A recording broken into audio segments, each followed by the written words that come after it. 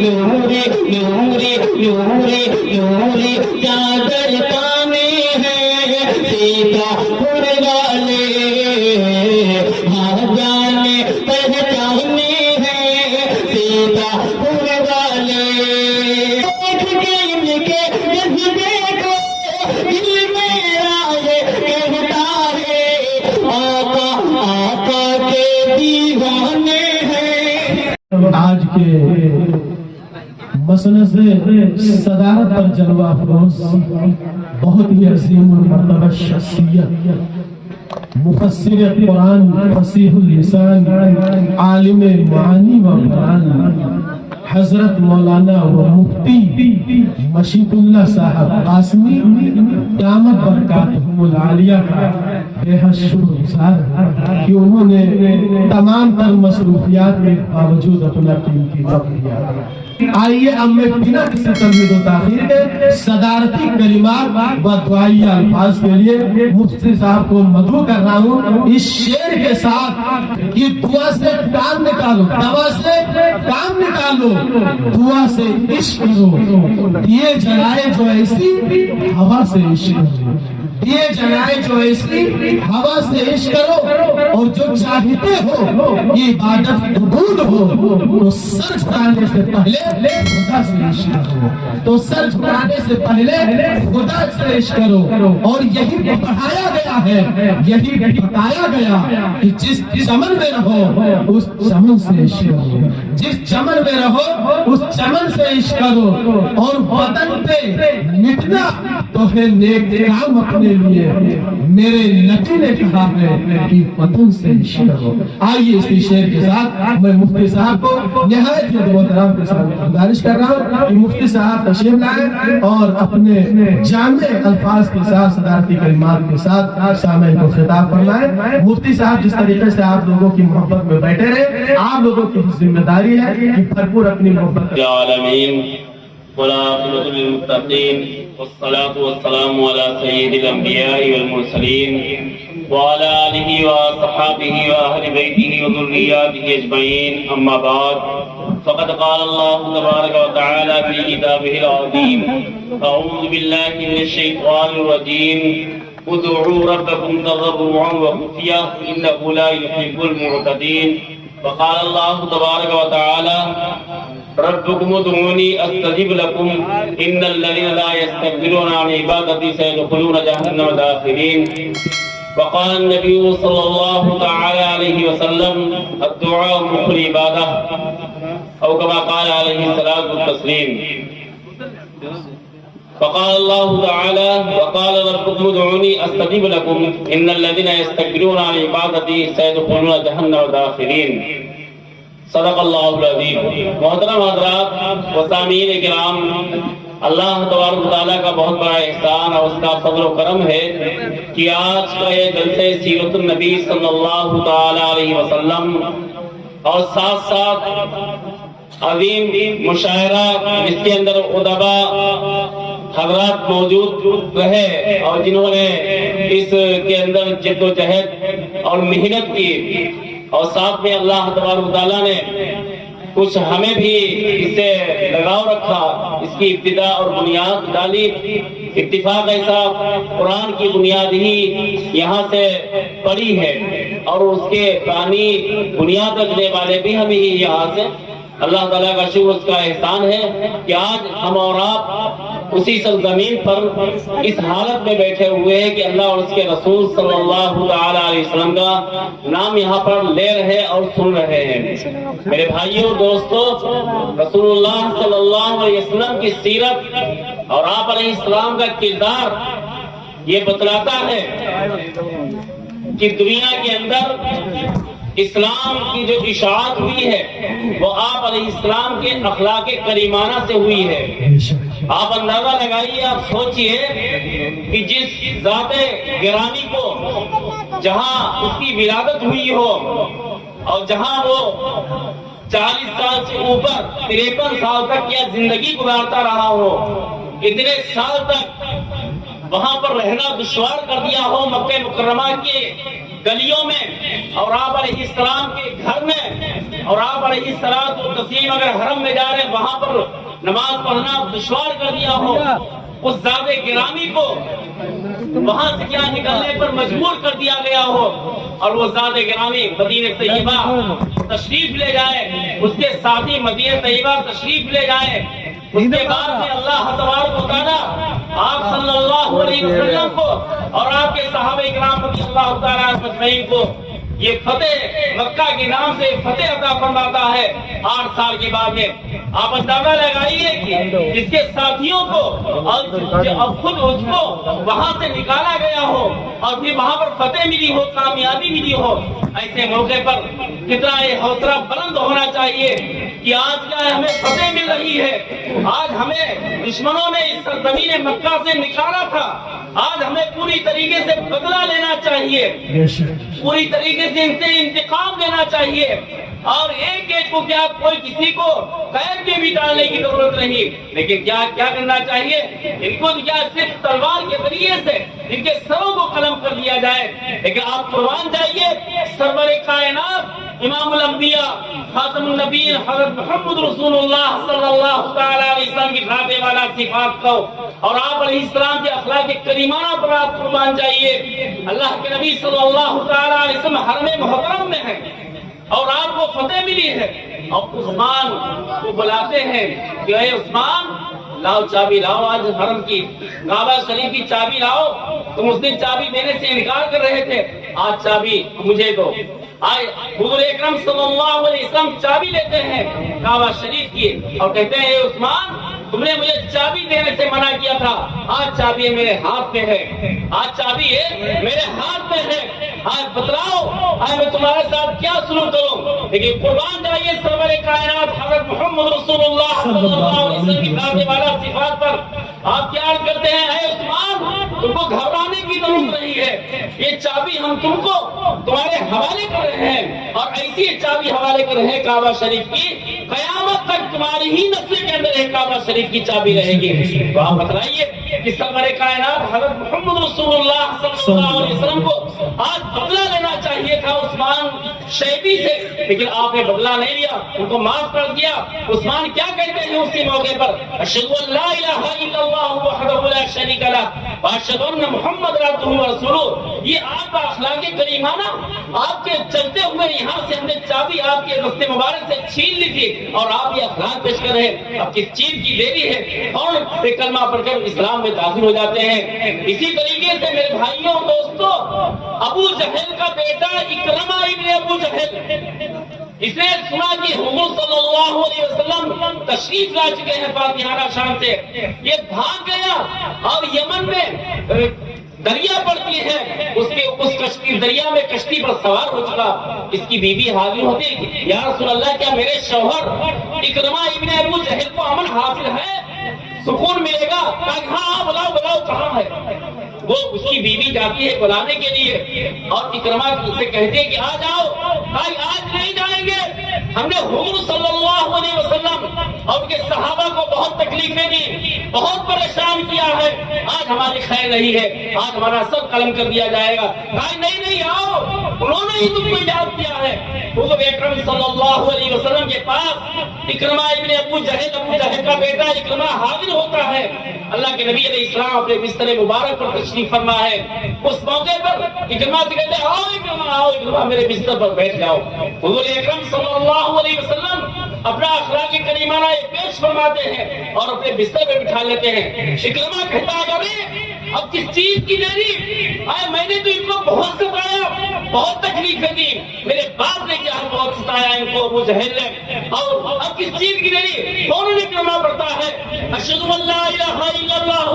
وحدہ لا شریک لہ واشہد ان محمد عبدہ ورسولہ، فوراً اسلام کے اندر داخل ہو جاتا ہے۔ میرے بھائیوں اور دوستوں آقا نامدار حضرت محمد رسول اللہ صلی اللہ علیہ وسلم کی یہ سیرت طیبہ ہمیں اور آپ کو اس سبق دے رہی ہے، ہمیں اور آپ کو یہ بتلا رہی ہے کہ اپنے اندر ہم اخلاق کریمانہ پیدا کریں۔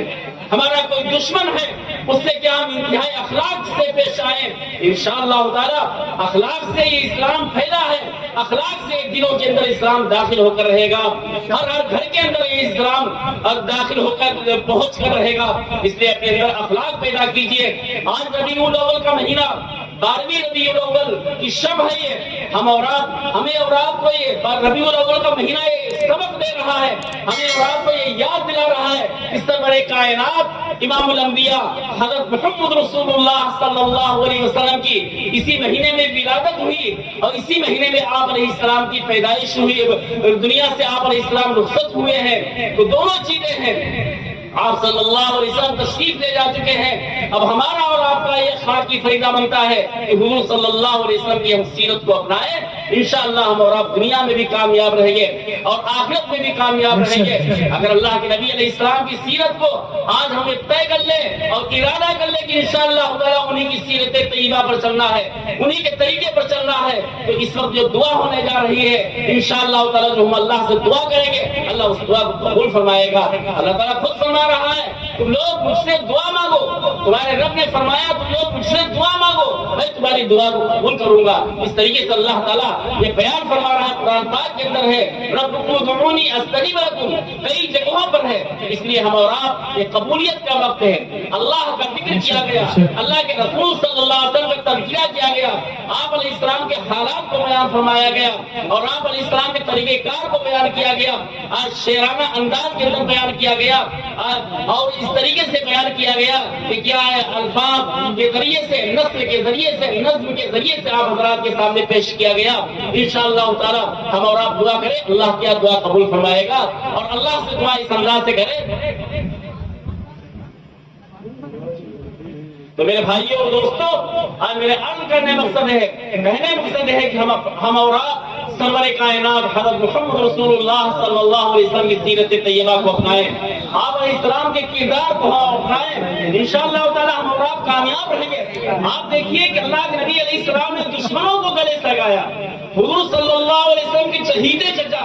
امیر حمزہ رضی اللہ تعالیٰ عنہ، امیر حمزہ رضی اللہ تعالیٰ عنہ، ہندا نے کہ آپ نے غلام کے ذریعے امیر حمزہ کو شہید کروایا، اور اس کے بعد میں میدان کے اندر ہندا حاضر ہوتی ہے اور کہتی کہاں ہے امیر حمزہ، کہاں پر ان کو شہید کیا گیا؟ آتی ہے ان کے سینے کو اور ان کے گلے کو اور ان کے آغا کو کاٹ کر کیا ہے اپنے گلے کا ہار بناتی ہے، اپنے گلے کا ہار بناتی ہے، جو اس کے اندر بغض ہے، اس کے اندر جو کینہ ہے، اس کینے کو دور کرنے کے لیے سارے کام کر رہی ہے۔ میرے بھائیوں دوستو، ایسے موقع پر آپ اندازہ لگائیے کہ ایک فاتحانہ شان سے مکہ مکرمہ میں شخص داخل ہو رہا ہے، حضور صلی اللہ علیہ وسلم مکہ مکرمہ میں موجود ہے، اس موقع پر کیا ہے ہندا سے بدلہ لینا چاہیے، ہندا کو کیا قتل کر دینا چاہیے، لیکن آپ قربان جائیے حضور اکرم صلی اللہ تعالی علیہ وسلم کے اخلاق کریمانہ پر ہندا حاضر ہوتی ہے اور عرض کرتی کہ یا رسول اللہ صلی اللہ علیہ وسلم کیا ہمیں امن حاصل ہے، کیا ہمیں امن مل جائے گا؟ اللہ کے نبی علیہ السلام فرماتے ہیں ضرور تمہیں امن ملے گا، ضرور تمہیں یہاں پر اطمینان مل جائے گا۔ کہا کہ اچھا اچھی بات ہے، آج آپ علیہ السلام کے چچا کو ہم نے اتنی زیادہ تکلیفیں دی کہ جس کی وجہ سے آپ صلی اللہ علیہ وسلم رو پڑے، آپ صلی اللہ علیہ وسلم کی ہچکیاں بن گئی، اور ایسی ہچکی بنی کہ آپ صلی اللہ علیہ وسلم اسی دوران کہتے ہیں کہ اے چچا جان، اے چچا جان، تم کو آج بے دردی کے ساتھ شہید کیا گیا ہے، آج تم کو تکلیفوں کے ساتھ شہید کیا گیا ہے، اگر اللہ تبارک و تعالیٰ نے آئندہ ہمیں فتح دی اور آئندہ ہمیں موقع عطا فرمایا تو ایسی صورتحال میں تمہارے بدلے میں 70 کافروں کو میں مسلح کروں گا، ان کی شکلوں کو میں تبدیل کر دوں گا، ان کے جسموں کو ایک دم میں بدل کے رکھ دوں گا، میں وہ ہوں۔ لیکن میرے بھائیوں اور دوستوں، سرور کائنات حضرت محمد رسول اللہ صلی اللہ علیہ وسلم نے قسم کھا کے الفاظ فرماتے ہیں، قرآن کی آیت مبارکہ نازل ہوتی ہے وَاصْبِرْ وَمَا صَبْرُكَ إِلَّا بِاللَّهِ وَلَا تَحْزَنْ عَلَيْهِمْ وَلَا تَكُ فِي ضَيْقٍ مِّمَّا يَمْكُرُونَ إِنَّ اللَّهَ مَعَ الَّذِينَ اتَّقَوْا وَالَّذِينَ هُمْ مُحْسِنُونَ۔ آپ علیہ السلام صبر کیجئے، آپ تو کیا سراپا صبر ہیں، اور آپ رنجیدہ مت ہوئیے، آپ کو اڑنے کی ضرورت نہیں ہے، آپ کو پریشان ہونے کی ضرورت نہیں ہے، اللہ آپ کے ساتھ ہے۔ ان اللہ مع الذین اتقوا، جو بھی اللہ سے ڈرتا ہے، اللہ کا خوف کرتا ہے، اللہ کا خوف کرتا ہے، اللہ اس کے ساتھ ہے، اللہ اس کے ساتھ ہے۔ اس طریقے سے آقا نامدار حضرت محمد رسول اللہ صلی اللہ علیہ وسلم پر یہ آیات مقدسہ میرے بھائیوں اور پیارے علماء کرام نازل ہوئی، اس موقع پر آپ علیہ السلام نے صبر کیا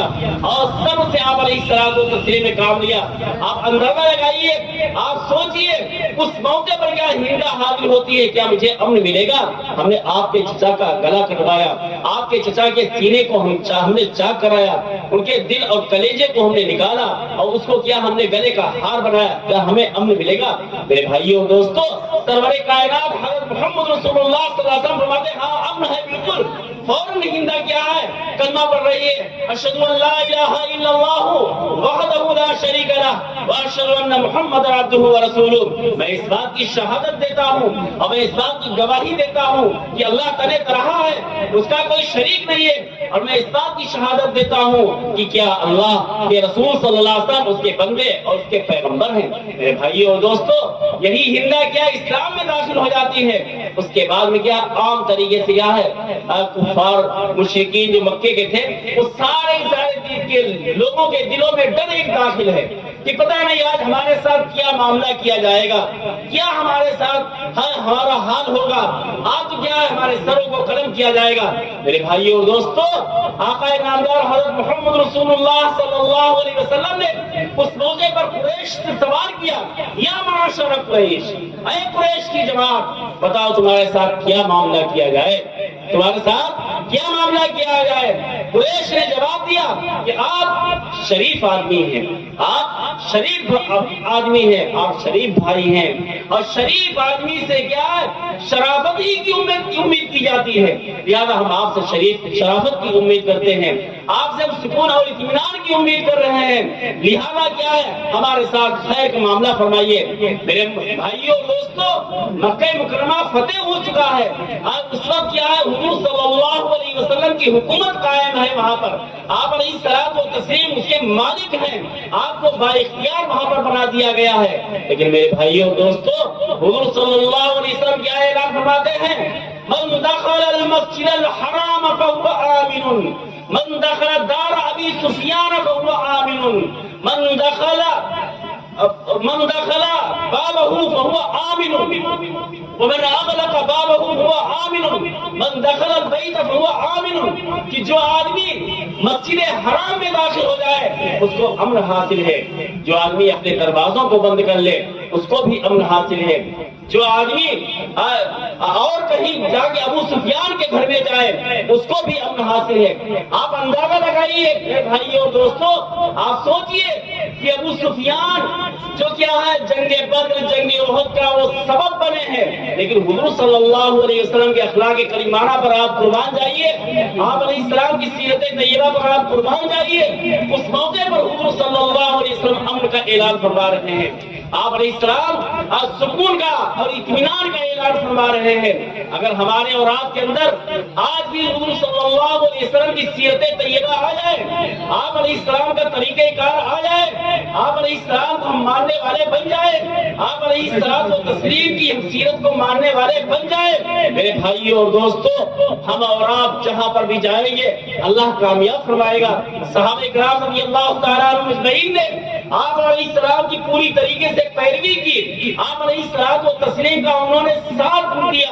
آپ علیہ السلام و تسلیم کے طریقہ کار کو انہوں نے اختیار کیا، اس لیے صحابہ کرام رضی اللہ تعالیٰ عنہ اجمعین کے اندر ذرہ برابر کوئی ڈر اور کوئی خوف نہیں ہوا کرتا تھا۔ فوراً کیا ہے، اگر صحابہ کرام رضی اللہ تعالیٰ عنہ اجمعین کے لیے سفر کر رہے ہیں، اگر سمندر حائل ہو رہا ہے تو سمندر میں کیا داخل ہو جاتے ہیں اور اس کو تیرتے ہوئے چلے جاتے ہیں،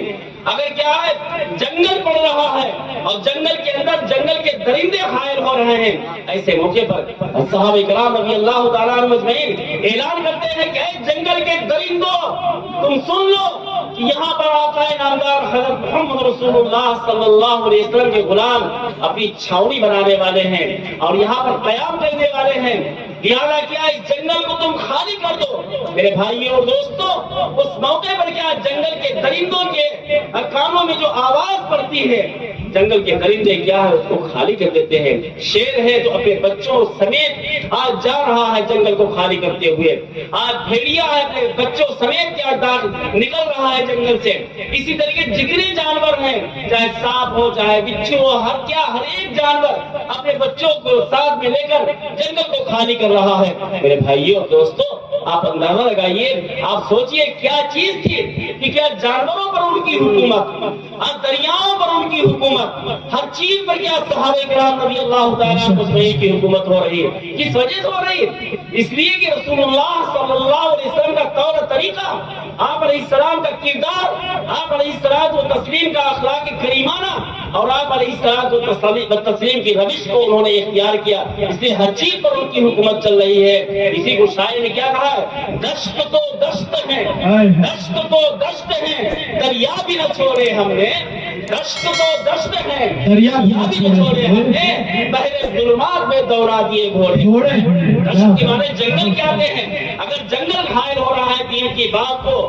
پہنچانے میں، تو جنگل بھی کیا ہے، جنگل کو حکم کر دیتے ہیں، جنگل بھی خالی ہو جاتا ہے۔ اگر دریا کے اندر گھوڑوں کے ڈالنے کی ضرورت پیش آئی تو دریا کے اندر گھوڑوں کو ڈال دیتے ہیں اور اسی سمندر کے اندر تیرتے ہوئے نکل جاتے ہیں۔ ایک کون سی ذات ہے، ایک کون سے لوگ ہیں جنہوں نے اللہ تبارک و تعالیٰ کی عبادت کی اور اللہ رب العزت کو انہوں نے اپنایا۔ سرور کائنات حضرت محمد رسول اللہ صلی اللہ علیہ وسلم کی روش پر وہ چلے، اس لیے کیا ہر ایک پر ان کا حکم چل رہا ہے۔ حضرت عمر فاروق رضی اللہ تعالیٰ عنہ خلیفہ وقت ہیں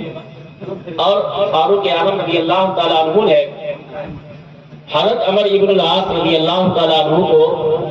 مصر کا گورنر بنایا۔ حضرت عمر ابن العاص رضی اللہ تعالیٰ عنہ مصر کے گورنر ہیں۔ جب مصر کے گورنر ہے تو دیکھا کہ کیا دریا بہہ نہیں رہا ہے، دریا رکا ہوا ہے۔ لوگوں نے کہا یہ دریا ایسے نہیں نکل بہتا ہے، اس دریا کے اندر جب تک کیا ہر سال نئی نویلی کنواری لڑکی زیب و زینت کے ساتھ اس کو بھیٹ نہیں چڑھا دیا جاتا، اس کو ذبح نہیں کر دیا جاتا ہے، اس وقت تک یہ دریا بہتا نہیں ہے۔ حضرت عمر ابن العاص رضی اللہ تعالیٰ عنہ کا یہ تو کیا بلا وجہ ایک جان کو قربان کر دیتا ہے، ایک جان دے دے رہا ہے تو حرام چیز ہے، یہ کیسے ہو سکتا ہے؟ انہوں نے حضرت عمر فاروق رضی اللہ تعالیٰ عنہ کو فوراً خط لکھا اور کہا کہ حضرت یہاں ایسی بات ہے امیر المومنین کہ جب تک ایک نئی نویلی لڑکی کو بناؤ سوار کر کے اس کو ذبح کر کے اس دریا کے اندر نہیں ڈالتے اس وقت تک یہ دریا بہتا نہیں ہے، میں کیا کروں؟ حضرت فاروق اعظم رضی اللہ تعالیٰ عنہ نے اسی خط کی پشت پر اتنا لکھ دیا کہ اے دریا، اگر تو واقعی اللہ کے حکم سے بہتی ہے تو بہ پڑ، اور اگر تو اپنے حکم سے چلتی ہے تو ہرگز مت بہ، اس کو بہنے کی ضرورت نہیں ہے۔ میرے بھائیوں اور دوستوں، حضرت عمر فاروق رضی اللہ تعالیٰ عنہ کا یہ خط مبارک حضرت عمر ابن العاص رضی اللہ تعالیٰ عنہ تک پہنچا۔ حضرت عمر ابن العاص رضی اللہ تعالیٰ عنہ نے یہی الفاظ پڑھے اور جا کے دریا میں ڈال دیے۔ آپ سوچئے، پہلے اندازہ لگائیے، دریا خشک پڑا ہوا ہے، دریا خشک پڑا ہوا، سوکھا پڑا ہوا ہے، دریا میں ایک قطرہ بھی نہیں ہے، اور فوراً یہ خط ڈالتے ہیں فاروق اعظم رضی اللہ تعالیٰ عنہ کا لکھا ہوا،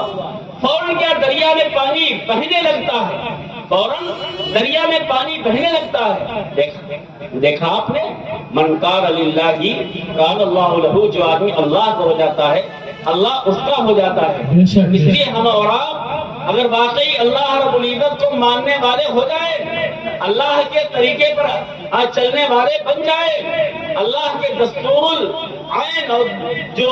قرآن پاک ہے اس کو ہم اور آپ صحیح طریقے سے تھام لیں، اس کو مضبوطی سے ہم پکڑ لیں، ہم کبھی گمراہ نہیں ہو سکتے ہیں، ہم کبھی ناکام نہیں ہو سکتے ہیں۔ جہاں پر بھی جائیں گے اللہ تبارک و تعالیٰ اس قرآن کی برکت سے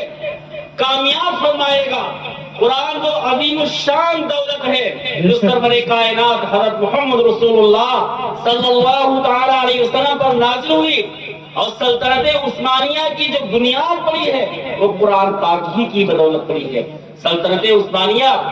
قریب کیا 52-57 ممالک اسلامیہ ان 57 ممالک کو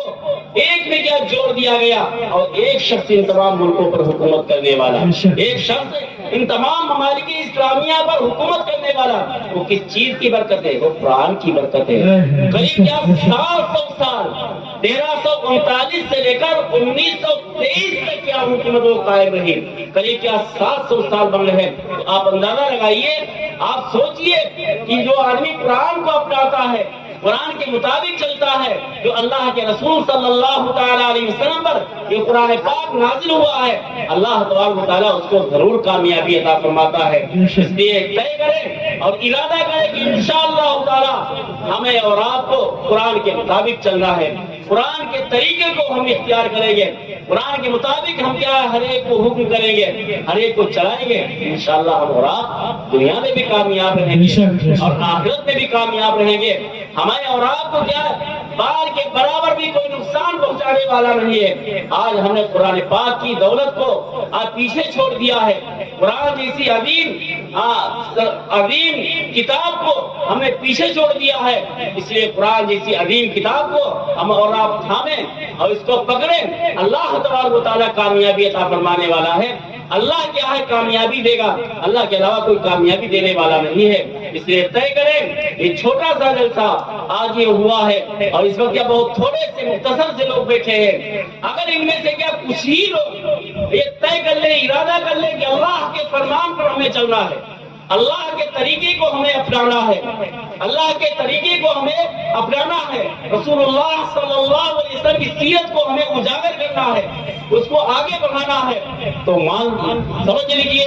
کہ اللہ رب العزت ضرور کامیاب فرمائے گا، اللہ تعالیٰ ضرور ہر جگہ پر مدد فرمائے گا۔ اللہ کی کتاب وہ ہے، تو میں عرض کر رہا تھا، میں بتلا رہا تھا، قرآن پاک نے ہمیں اور آپ کو